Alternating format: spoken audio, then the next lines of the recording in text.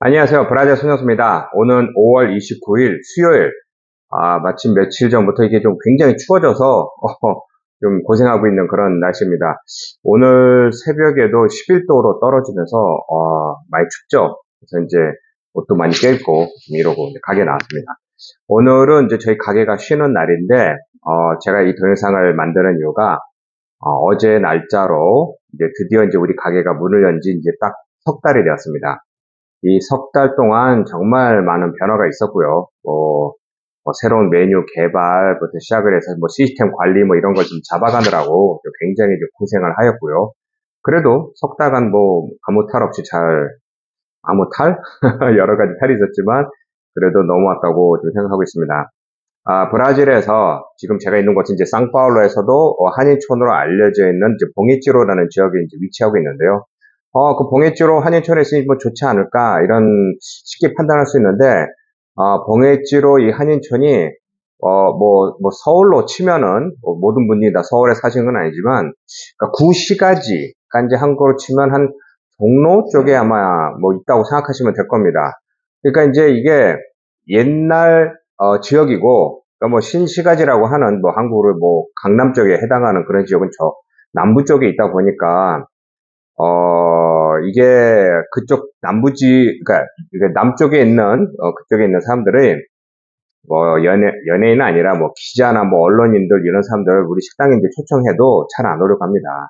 얼마 전에도 제가 또 브라질 사람들과 이제 책을 내고 있는데 제가 또 이제 일상을 또 수필을 써서 또 거기다가 또 같이 폴투아로 써서 이제 그건 이제 다다음 달에 이제 다음 달이군요. 예, 책을 출간하게 되는데 이 출판 기념회를 좀 언제 하느냐, 그래서 어디서 하느냐 하다가 이제 우리 식당 이 근처로 좀 얘기 나온 적이 있었는데, 뭐 제가 또 추천한 건 아니지만, 자기네들이 뭐 내부적으로 뭐 검토한다 그래서, 뭐 우리 이제 작가들이 모여서 회의를 했는데, 아, 이곳에 오겠다는 사람이 한 명 없었습니다.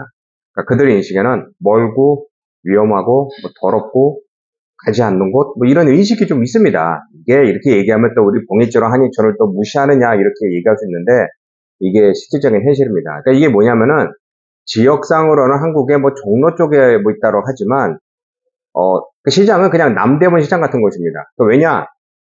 이것에 이제 그 우리 한인들이 많이 일하고 있는 이제 그 의류 상가이기 때문에 그 상가 옆에 있는 이제 이런 지역이라 좀 건물도 다 오래되었고 뭐 새로운 건물도 없고 뭐 여러 가지 그런 상황이 있는 겁니다. 그러니까 역사적인 의미도 있고 좋은 곳이기도 하는데 사람들의 인식이 그렇게 돼 있고 또한 이 근처에 이 마약자, 이 사람들이 좀 있는 곳이 있는데 좀 가깝게 있다 보니까 그들이 좀 넘어와서 일을 일으키지 않느냐, 뭐 하여튼 이런 안타까운 상황이 발생합니다. 그리고 제가 있는 곳은 K스퀘어라고 하는 쇼핑센터입니다. 우리 봉해지로 한인촌에 있는 유일한 이 쇼핑센터고요. 이 안에 건물도 이제 문을 연 지 한 4년 된 이제 신축 건물이고 이 안에다가 이제 이 좀 이렇게 뭐라 그러죠? 이렇게 여러 가지 이렇게 식당가가 있어가지고 저도 이제 이곳에 자리를 마련한 겁니다.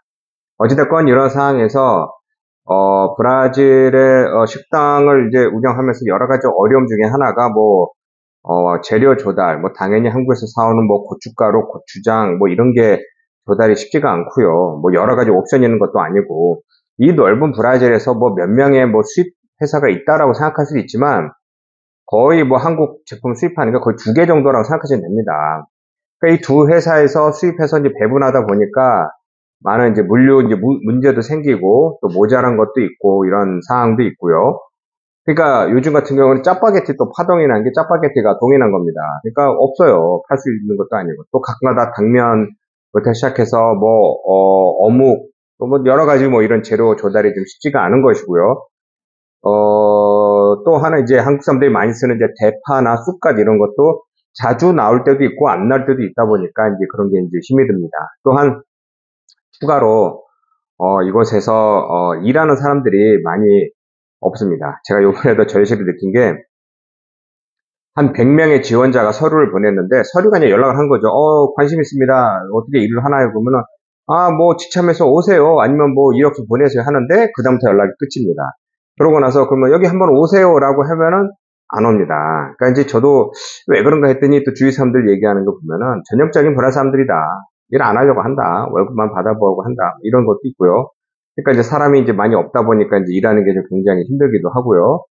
그리고 또 하나는 이 단가가 그렇게 많이 높게 받을 수가 없습니다. 그러니까 저도 원래는 고급 식당을 만들어서 그 고급 식당에서 한식, 정식이라든가 뭐 이런 걸 팔았으면 좋겠는데 저희들 이제 모델이 이제 패스트푸드를 지향하다 보니까 이제 그런 어려움이 있기도 하고요. 또 많은 브라질 사람들이 한국 음식을 좋아하고 먹는다 하지만 한정되어 있습니다. 그러니까 새로운 시장을 개척해가는 상황이고요. 제가 혼자 다 하는 건 아니고 브라질에도 수많은 한인 2세들, 뭐 1.5세 2세들이 하는 식당들이 지금 엄청나게 많은 숫자가 생겨나고 있고, 저는 이제 격세지감, 한 10년 전과 비교해서 김치, 고추장, 떡볶이 이런 게 브라질 사람들이 이렇게 많이 알고 관심 있는 줄은 저도 요즘에 처음 알았습니다. 어쨌건 이런 상황에서 한국에서 오시려는 분들, 특히 이제 브라질 사람과 결혼해서 오시려는 분이 많습니다. 브라질 연인이 있다 보면은 아무래도 서류상으로 영주권이 생기게 되고, 또 하나는 같이 살다 보면 서로 윈윈 되지 않을까라고 해서 오셨는데, 저도 이제 몇 번의 뭐 이야기도 하였지만, 커플들, 뭐 커플의 위기라고는 얘기는 안 하겠습니다. 커플 위기는 뭐 살다 보면 서로 맞을 때도 있고 안 맞을 때도 있지만, 가장 안타까운 것은, 그러니까 남자건 여자건 외국에서 와서 이곳에 자리 잡아서 일자리를 얻는 거는 진짜 하늘에 뭐 로또 맞는 거라고 생각합니다. 그러니까 왜냐면은 먼저 브라질에 살려면 합법적으로 영주권이 있어야 되고요. 뭐 연인이나 뭐 결혼하게 되면 당연히 뭐 받게 되지만 일단 그건 넣어두고 두 번째는 이제 포르투갈어를 잘해야 됩니다. 브라질이 다인종 다민족 국가이기도 하지만 뭐 영어를 대부분을 못하고 안 쓰는 나라이기 때문에 이 나라 말만 쓰기 때문에 외국어에 대한 인식이 많이 낮습니다. 그러니까 뭐냐면은 저도 요즘에 중국 사람도 오는데 당당하게 우리 가게에 와서 중국말로만 주문합니다. 제가 못 알아들어 상관이 없어요. 중국말만. 근데 그들 생각이겠죠. 아니 왜 중국말 몰라? 나도 중국말 하는데 다 중국말 하는 거 아니야? 이런 식인 것처럼 이 브라질도 큰 나라다 보니까 아니 포르투갈어 쓰면 되는 거지 포르투갈 하면 되는 거 아니야? 라는 식으로 하기 때문에 영어만 공부해서 온 사람이 말을 내면 의사소통이 안 되는 겁니다. 그러니 좋은 직장과 좋은 일자리를 뭐 이렇게 뭐 좋은 사업을 할 수 있는 것이 아니죠. 그리고 세 번째는 저한테도 이제 많이 제안이 왔는데 뭐 주방에서 일한다 뭐 한다면서 왔는데 이 월급이 한국 돈으로 월급입니다. 한 30만 원, 40만 원 정도밖에 안 됩니다. 그러면은 월급 많이 주면 되지 않나요? 아니, 그럼 저도 한 월급 500만 원 준다면 저도 식당이 아니라 차라리 군대 가서 일하는 게 낫지 않을까요? 그만큼 브라질의 월급 임금이 되게 쌉니다. 그러니까 기본적으로 다른 사람들이 만약에 40만 원 정도 월급 받는데 그거에 5배, 6배 되는 월급을 주고 한국 사람을 쓸 수 있을 수가 없는 것이죠. 저도 그렇지만 그 사람들도 밖에 나가서 직장을 얻으려면 한 달에 30만 원, 40만 원밖에 안 되는 겁니다. 그러니까 그때부터 이제 당황하는 거죠. 정말 많은 케이스를 봤습니다. 아니, 이거밖에 안 줘요? 어떻게 생활합니까? 그리고 자기 아내가 이곳에서 뭐 의료 쪽에 일하는 뭐 간호사라든가 이런 건데 월급을 받더니 아니 한국에 100 얼마밖에 안 되는 것 같은데요? 예, 그렇게 되는 겁니다. 그러니까 이게 브라질이 이게 고질적인 질병, 제가 수차례 얘기했지만 인구가 많고 뭐 잘 사는 사람도 많지만 평균적으로 봤을 때는 임금이 굉장히 싸고 또 월급이 잘 안 오릅니다. 그러다 보니 이런저런 문제가 생기는데 그것만 가지고 생활하기가 굉장히 힘들고요. 그러면 1.5세나 2세들은 뭐 어떻게 사느냐? 그 전부터 부모로부터 받은 뭐 재산이 있다라든가 교육을 받았다라든가 또 무엇보다 여기 현재 사정을 잘하는 것이죠. 이 정도 월급밖에 못 받는다. 그렇기 때문에 처음보다 철저히 준비해서 내 사업을 하든가 전문적인 경영인으로 직장인으로 나가는 그런 것이었죠. 그런데 이제 그런 준비 없이 외국에서 어느 동네에서 이쪽 동네를 이사 가듯이 그냥 가서 거기 가서 내가 뭐 직장 얻고 뭐 살려면 되지 않느냐 아니면 사업을 하면 되지 않느냐라고 하는데 쉽지 않다라는 그런 이야기를 전해드리고 싶어서 오늘 동영상 만들었습니다. 하여튼 현재까지 이런 상황입니다. 또 추가적으로 요즘에 또 계속해서 그 브라질 비혼 내용을 얘기를 하는데요. 계속 뉴스가 나오는데 뭐 이재명이 30만 명이다, 뭐 차가 20만 대가 침수됐다, 또 그저께부터 이제 뭐 눈이 내리기 시작했다, 뭐 난리가 났다 하는데 이제 25일이 넘어가는데 물이 안 빠진 것도 있고 물이 빠져서 가봤더니 동네가 다 사라졌죠. 그래서 그쪽에서 지금 집을 떠나서 있는 사람이 60만 명이랍니다.